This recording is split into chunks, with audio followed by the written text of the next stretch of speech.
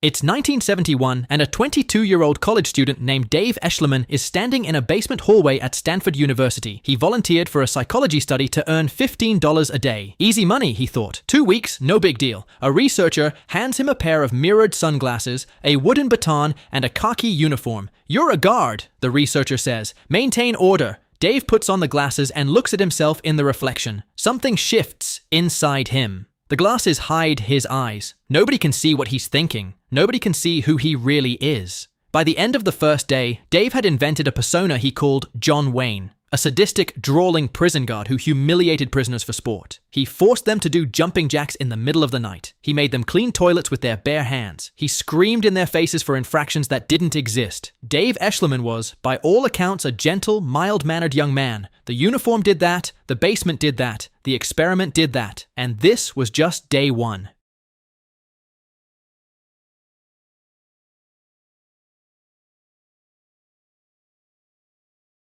Philip Zimbardo was one of the most respected psychologists in America. His question was simple and terrifying. Does evil come from bad people, or does it come from bad situations? To find out, he took 24 carefully screened college students, all mentally healthy, all middle class, all with no criminal history, and randomly divided them into 2 groups. Half became prisoners, half became guards. The prison was a converted basement corridor at Stanford University, fitted with cells, a solitary confinement closet they called the Hole, and a surveillance camera that never stopped recording. The prisoners were arrested at their homes without warning. Real police officers showed up, handcuffed them in front of their neighbors, drove them to an actual police station for processing, then transferred them to the Stanford basement. They were stripped, deloused, dressed in smocks with no underwear, and given a chain to wear around their ankle at all times. A constant physical reminder that they were not free. The guards were given uniforms, batons, and mirrored sunglasses. They were told only one rule: maintain order. They could do almost anything they wanted as long as they didn't physically harm the prisoners. Zimbardo expected results after 2 weeks. He got them in 6 hours. By the first night, the guards had begun waking prisoners at 2 a.m. for arbitrary counts.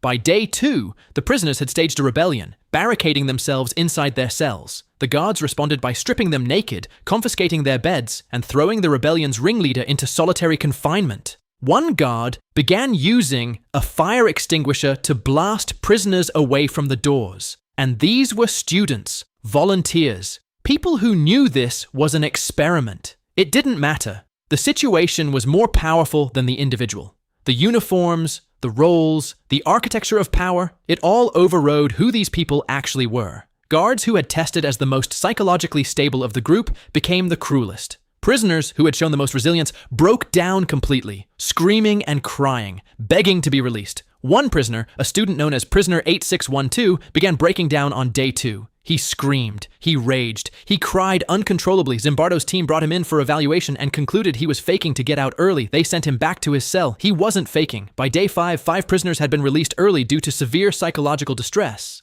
One developed a psychosomatic rash over his entire body when his request for parole was denied. Another stopped eating entirely. Zimbardo himself lost perspective. He had stopped being a scientist observing an experiment and had become the prison superintendent, genuinely concerned with security and order. It took his girlfriend, a fellow psychologist named Christina Maslach, to walk into that basement on day 6, see what was happening, and tell him point blank, "What you are doing to those boys is a terrible thing." Zimbardo shut the experiment down the next morning. It had been running for 6 days. It was supposed to last 14. The Stanford prison experiment became one of the most cited studies in the history of psychology. It also became one of the most controversial. Decades later, recordings surfaced suggesting that Zimbardo had coached the guards to be tougher. Some former participants disputed the official narrative. The full truth remains debated to this day. But the footage exists. The breakdowns were real. And Dave Eschliman, the mild-mannered student who became John Wayne, later said that he had genuinely enjoyed the power. That terrified him more than anything else. 1 year after the Nuremberg trials concluded, a young psychologist named Stanley Milgram sat in his office at Yale University and asked himself a question that had been haunting the world since the Holocaust ended. How did ordinary Germans follow orders to commit extraordinary atrocities? Were they monsters? Or were they just people who couldn't say no? To find out, Milgram designed an experiment so elegant and so disturbing that it would echo through every psychology textbook for the next 60 years. He placed an advertisement in a local New Haven newspaper. Participants needed for a study on memory and learning. $4.50 for 1 hour of your time. Hundreds of ordinary people responded. Postal workers, teachers, salesmen, engineers. They arrived at the Yale laboratory one at a time and were greeted by a researcher in a grey lab coat. Inside, they met another participant, a friendly, heavyset man named Mr. Wallace. The researcher explained the setup. One person would be the teacher, one would be the learner. The teacher would read word pairs to the learner. Every time the learner got one wrong, the teacher would administer an electric shock. Each wrong answer would increase the voltage by 15 volts, all the way up to 450 volts, a level marked on the shock machine with 3 words XXX. They drew slips of paper to determine roles. The real participant always became the teacher. Mr. Wallace, who was actually an actor working with Milgram, always became the learner. Mr. Wallace was strapped into a chair in an adjacent room. Electrodes were attached to his wrist. The teacher sat in front of a large shock generator with 30 switches, each one labeled with a voltage level and a descriptor. At 75 volts, slight shock. At 150 volts, strong shock. At 300 volts, intense shock. At 375 volts, danger, severe shock. The experiment began. The learner started making mistakes, the teacher administered shocks, and Mr. Wallace, the actor, began responding exactly as scripted. At 75 volts, a grunt. At 120 volts, hey, this is really starting to hurt. At 150 volts, get me out of here. I refuse to continue. At 270 volts, an agonized scream. At 300 volts, pounding on the wall, begging to be released. At 315 volts, silence. When participants hesitated, the researcher in the gray coat gave them a series of prompts, always calm, always firm, please continue. The experiment requires that you continue. It is absolutely essential that you continue. You have no other choice. You must go on.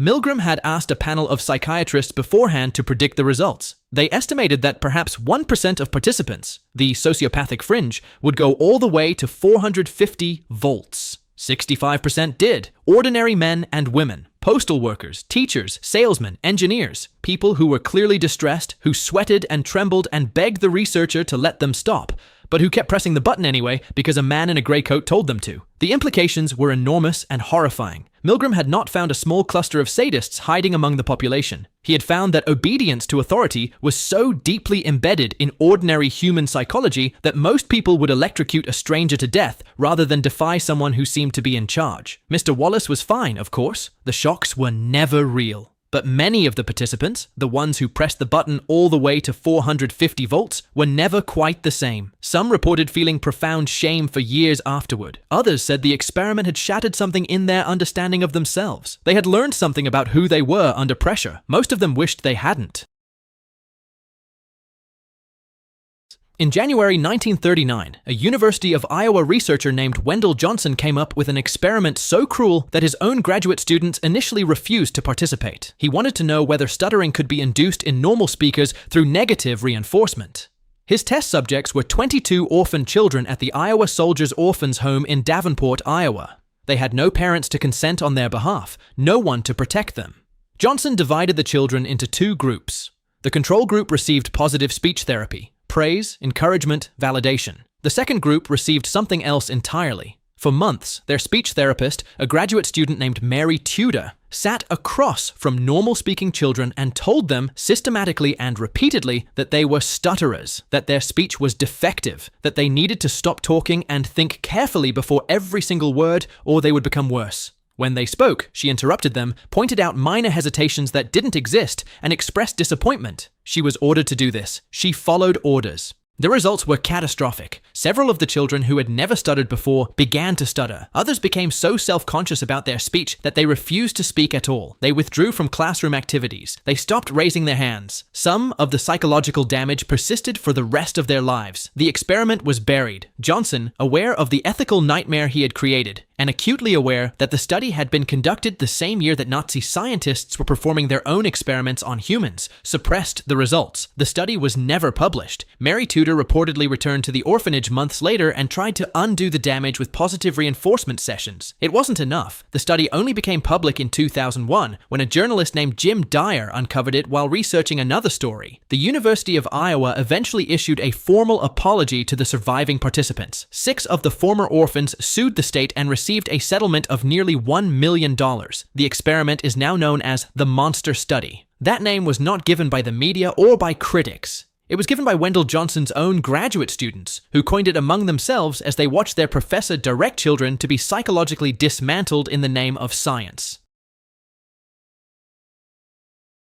Everything you have read so far happened in university labs with ethics committees and academic oversight. Now imagine the same impulse to push human psychology past its breaking point, with the full resources of the Central Intelligence Agency behind it and no oversight whatsoever. That was MKUltra. In 1953, CIA Director Allen Dulles authorized a covert program with a single goal: to develop techniques for mind control. The Cold War was at its peak. American intelligence had watched with horror as captured U.S. soldiers in Korea appeared to make voluntary confessions on camera. Confessions that looked disturbingly like the result of psychological manipulation. If the enemy could control minds, the CIA needed to control minds too. What followed was 20 years of experiments on unwitting human subjects across the United States and Canada, conducted under the cover of legitimate research institutions and front organizations. The methods used were extreme. Patients in psychiatric hospitals were dosed with LSD without their knowledge or consent, sometimes repeatedly for weeks. One subject was kept on a continuous LSD trip for 77 days straight. Researchers studied the effects of electroconvulsive therapy taken to dangerous extremes. Subjects were kept in sensory deprivation chambers for days. Hypnosis was tested as a tool to implant false memories or extract information. Some subjects were administered barbiturates and amphetamines simultaneously to see if alternating chemical states could produce a more suggestible mind. In Canada, a psychiatrist named Ewan Cameron, funded without his patients' knowledge by the CIA, conducted a program he called psychic driving. He believed that the human personality could be erased and rebuilt from scratch. To erase it, he used massive electroconvulsive shocks far beyond any therapeutic dose, combined with drug-induced sleep states that could last for weeks or months, during which patients were exposed to tape-recorded messages played on loop, sometimes thousands of repetitions per day. His patients were ordinary people who had come to him seeking treatment for depression and anxiety. They left with destroyed memories, regressed personalities, and in many cases, permanent psychological damage. The CIA's documents on MKUltra were ordered destroyed in 1973 by CIA Director Richard Helms, as the Watergate scandal was threatening to expose multiple covert programs. Most of the records were shredded.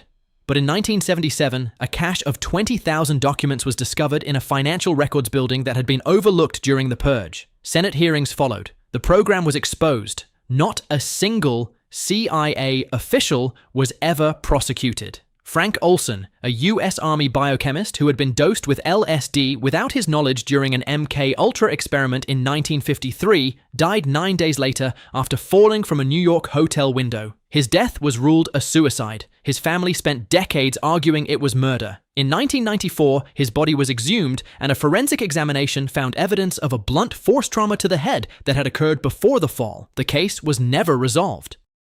These experiments sit at the darkest intersection of human curiosity and human cruelty. The scientists who designed them were not comic book villains. They were, for the most part, intelligent people who believed they were pursuing something valuable, an understanding of obedience, of language, of the malleable edges of the human mind. That is what makes them so unsettling. The monsters in these stories didn't look like monsters. They looked like researchers in gray lab coats. They looked like psychologists with Yale affiliations and university funding. They looked like intelligence officers in Washington offices, signing authorization memos in triplicate. They looked, in other words, exactly like people who were just following orders. Milgram could have told you exactly what would happen next.